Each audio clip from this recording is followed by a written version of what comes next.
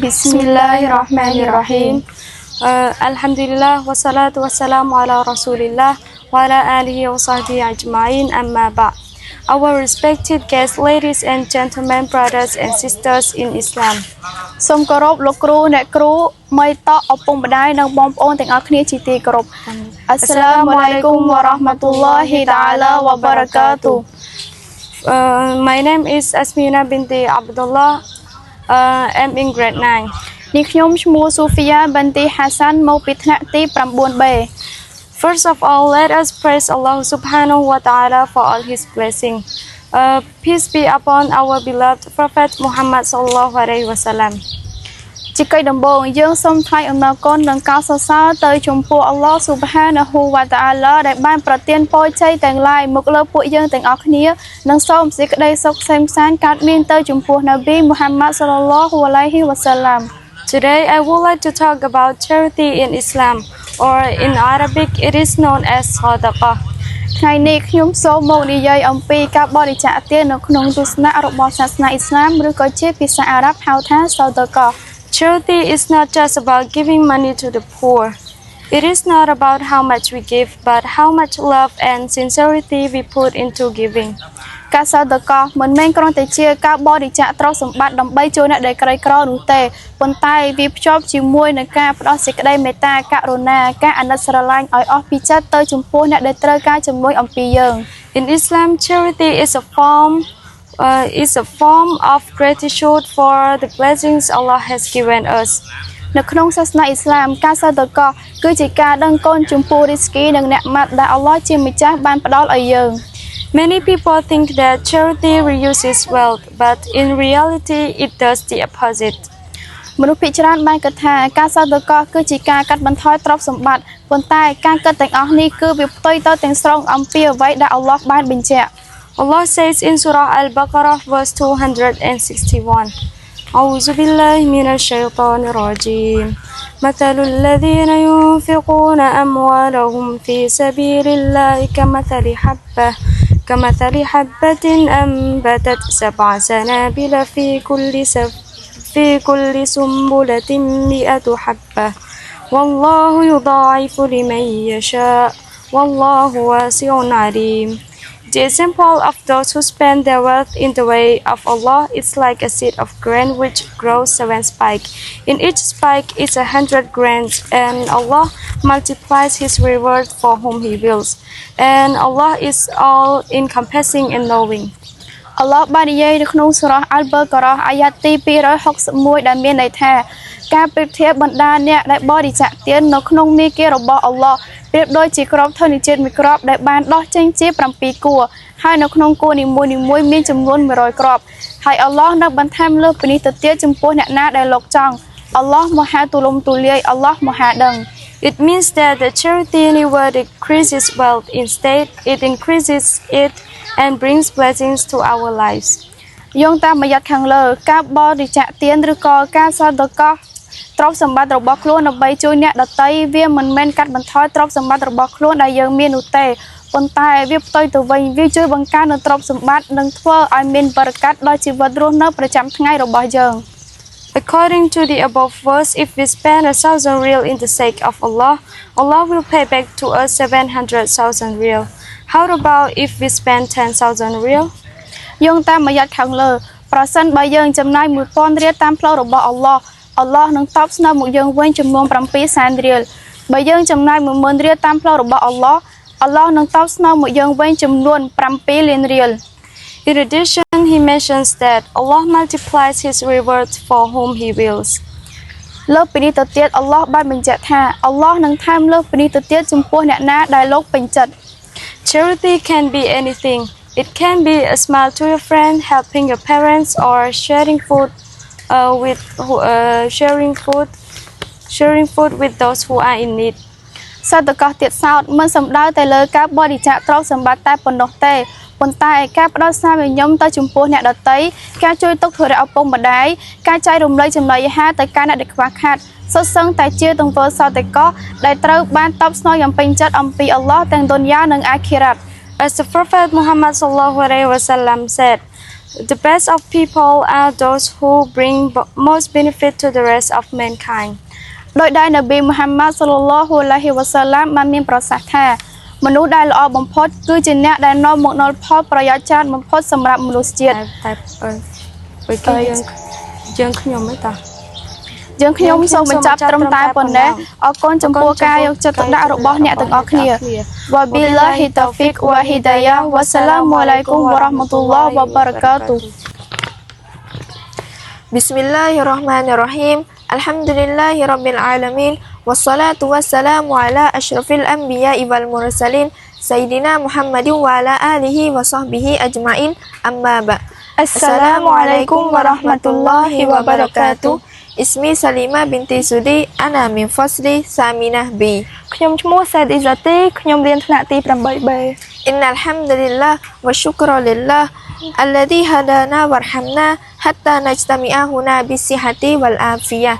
Wassalatu wassalamu ala sayyidina Muhammad alladzi kana qudwatan lana fi jami'il umur. Alhamdulillah ឈូគរទៅចំពោះអល់ឡោះដែលបានប្រទានរ៉ហ្មាត់បារកាត់ដល់យើងទាំងអស់គ្នាបានជួបជុំនៅទីនេះហើយសូមសាឡាវ៉ាតនិងផ្ញើសេចក្តីនឹករលឹកជានិច្ចទៅចំពោះនប៊ីមូហាម៉ាត់សល្លឡោះអាឡៃហ៊ីវ៉ាសាឡាមដែលជាគំរូដ៏ល្អដល់យើងទាំងអស់គ្នា فيا أيها الحاضرون الكرام في هذه الليلة سأقدم لكم سيارة شرحا بعنوان أداب طلب العلم បងប្អូនមកតជាទីគោរពនៅក្នុងយប់ដែលបារកាត់នេះខ្ញុំសូមធ្វើបទកថាមួយដែលមានចំណងជើងថាសិលធម៌ក្នុងការស្វែងរកចំណេះដឹង أيها الإخوة قال الإمام مالك رحمه الله تعلم الآداب قبل أن تتعلم العلم إن العلم بلا أدب كالشجر بلا ثمر فالأدب هو زينة الطالب ومفتاح النجاح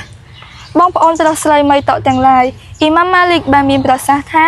ចូលរៀនសុជីវធម៌ជាមុនសិនមុននឹងរៀនចំណេះដឹងដែលគ្មានសុជីវធម៌គឺប្រៀបដូចជាដើមឈើដែលគ្មានផ្លែសុជីវធម៌គឺជាគ្រឿងតុបតែងរបស់អ្នកស្វែងរកចំណេះដឹងនិងជាគន្លឹះនៃភាពជោគជ័យ فما هو الأدب طلب العلم តើអ្វីទៅជាសិលធម៌ក្នុងការស្វែងរកចំណេះដឹង ومن أهم هذه الآداب الأول إخلاص النية أن يكون طلب العلم لله تعالى وحده وليس لأجل الناس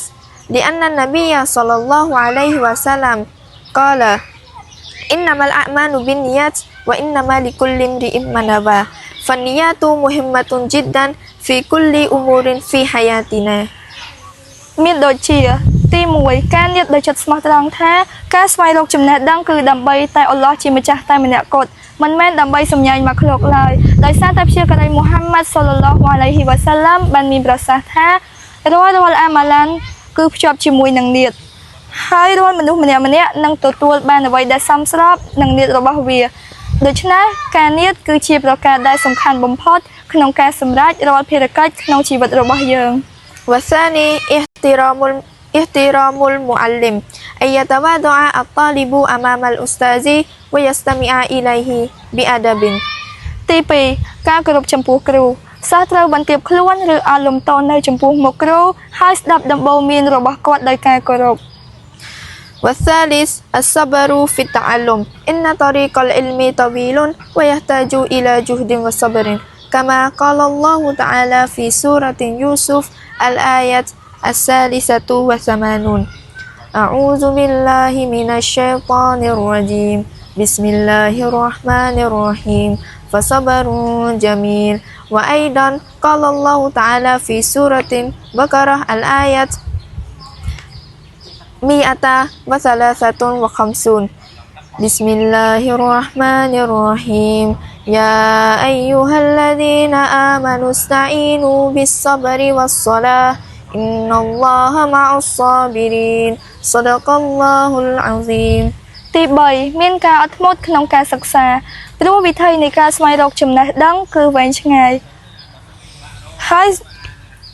ហើយទាមទារការខិតខំប្រឹងប្រែងនិងការអត់ធ្មត់ដោយដែលអល់ឡោះបានមានបន្ទូលនៅក្នុងគម្ពីរអល់កុរអានសូរ៉ាយូស៊ុហ្វអាយ៉ាត់ទី 83 មានន័យថាដូច្នេះការអត់ធ្មត់គឺជាប្រការដែលសំខាន់ដែលល្អប្រសើរបំផុតហើយអល់ឡោះបានមានបន្ទូលនៅក្នុងសូរ៉ាអល់បករ៉ាអាយ៉ាត់ទី 153 មានន័យថាអោបណ្ដាអ្នកមានជំនឿចូលពួកអ្នកសុំជំនួយពីអល់ឡោះដោយការអត់ធ្មត់និងការប្រតិបត្តិសាឡាតទៅនឹងការប្រតិបត្តិសាឡាតក្នុងការគោរពប្រតិបត្តិចំពោះយើងនិងស្ដាប់បង្គាប់តាមបទបញ្ជារបស់យើងពិតប្រាកដណាស់អល់ឡោះជាម្ចាស់ទ្រង់នៅជាមួយបណ្ដាអ្នកដែលអត់ធ្មត់ទាំងឡាយដោយការចងល់បង្ហាញនិងផ្ដល់ជំនួយដល់ពួកគេ وأخيرا هيا بنا نتأدب بآداب الإسلام في طلب العلم لننال بركة ورحمة وسعادة من الله تعالى ជាចុងក្រោយសូមឲ្យយើងទាំងអស់គ្នាប្រកាន់ខ្ជាប់នូវក្រមសីលធម៌នៃសាសនាអ៊ីស្លាមក្នុងការស្វែងរកចំណេះដឹងដើម្បីទទួលបាននូវពរជ័យសេចក្តីមេត្តាករុណានិងសុភមង្គលពីអល់ឡោះជាម្ចាស់ដ៏ខ្ពង់ខ្ពស់ أكتفي بهذا ពួកខ្ញុំសូមបញ្ចប់ត្រឹមប៉ុណ្នេះ وبالله التوفيق والهداية والسلام عليكم ورحمة الله وبركاته بسم الله الرحمن الرحيم الحمد لله رب العالمين والصلاة والسلام على رسول الله وعلى آله وصحبه أجمعين أما بعد السلام عليكم ورحمة الله وبركاته Nama saya Uswatun Hasanah saya dari kelas 7B ខ្ញុំឈ្មោះ Nur Nabilah ខ្ញុំរៀននៅថ្នាក់ទី 7B InsyaAllah pada malam ini saya akan bercerita tentang aurat wanita InsyaAllah នៅរាត្រីនេះនាងខ្ញុំនឹងមកនិយាយអំពីឱរ៉ាត់របស់ស្ត្រី Tahukah Anda apa itu aurat តើអ្នកដឹងទេឱរ៉ាត់គឺជាអ្វី Aurat ialah sesuatu yang mengaibkan manakala aurat wanita merujuk kepada bahagian yang perlu ditutup yaitu seluruh tubuh kecuali muka dan tapak tangan ឱរ៉ាត់គឺជាអ្វីដែលធ្វើឲ្យមនុស្សអៀនខ្មាស់រីឯឱរ៉ាត់របស់ស្ត្រីវិញគេសំដៅទៅលើផ្នែកដែលត្រូវបាត់បង់នោះគឺខ្លួនប្រាណទាំងអស់លើកលែងតែមុខនិងបាតដៃ Allah Subhanahu wa taala berfirman di dalam Al-Quran surah An-Nur ayat 31 A'udzu billahi minasy syaithanir rajim wa qul lil mu'minati yaghdudna min absarihinna wa yahfazna furujahunna wa la yubdina zinatahunna illa ma dhahara minha dan katakanlah kepada perempuan-perempuan yang beriman supaya mengikat pandangan mereka daripada memandang yang haram dan memelihara kehormatan mereka dan janganlah mereka memperlihatkan perhiasan tubuh mereka kecuali yang zahir dari badannya Allah Subhanahu wa taala បានមានបន្តនៅក្នុងគម្ពីរ Al-Quran Surah An-Nur អាយ៉ាត់ទី 31 មានន័យថាចូលថាចោះទៅកាន់ពួកស្ត្រីដែលមានជំនឿដើម្បីឲ្យពួកនាងទម្លាក់ក្រសែភ្នែករបស់ពួកនាងនិងដើម្បីឲ្យពួកនាងការពារប្រដាប់ភេទទាំងឡាយរបស់ពួកនាងហើយចូលពួកនាងកុំបង្ហាញគ្រឿងលម្អរបស់ពួកនាងលើកលែងតែអ្វីដែលបានចេញពីគ្រឿងលម្អនោះ Mengapakah agama Islam mewajibkan perintah menutup aurat មូលហេតុដែលសាសនាអ៊ីស្លាមតម្រូវឲ្យបិទបាំងឱរ៉ាត់ Pertama untuk menjaga dan memelihara kehormatan diri 1ដើម្បីថែរក្សាកិត្តិយសមនុស្សគ្រប់រូប Nabi sallallahu alaihi wasallam bersabda ihfaz aurataka illa min zaujatika aw ma malakat yaminuka yang bermaksud tutuplah aurat itu kecuali dari istrimu atau budak perempuanmu Nabi sallallahu alaihi wasallam បានមានប្រសាសន៍ថាចូលអ្នកបិទបាំងឱរ៉ាត់របស់អ្នកលើកលែងតែចំពោះប្រពន្ធរបស់អ្នកនិងអ្នកបម្រើស្រីរបស់អ្នក Kedua untuk menghindar dari perbuatan zina 2ដើម្បីឲ្យជៀសឆ្ងាយពីទង្វើ zina Ketiga untuk membezakan antara orang Islam dengan orang yang bukan Islam 3ដើម្បីឲ្យមានភាពខុសគ្នារវាងសាសនាអ៊ីស្លាមនិងសាសនាដទៃ Semoga kita semua dapat menjaga aurat kita dengan baik kerana ia adalah perintah Allah Subhanahu wa taala សង្ឃឹមថាយើងទាំងអស់គ្នានឹងថែរក្សាឱរ៉ាត់របស់ពួកយើងឲ្យបានល្អព្រោះវាជាបទបញ្ជារបស់ Allah Subhanahu wa taala Wabillahi taufiq wal hidayah wassalamu alaikum warahmatullahi wabarakatuh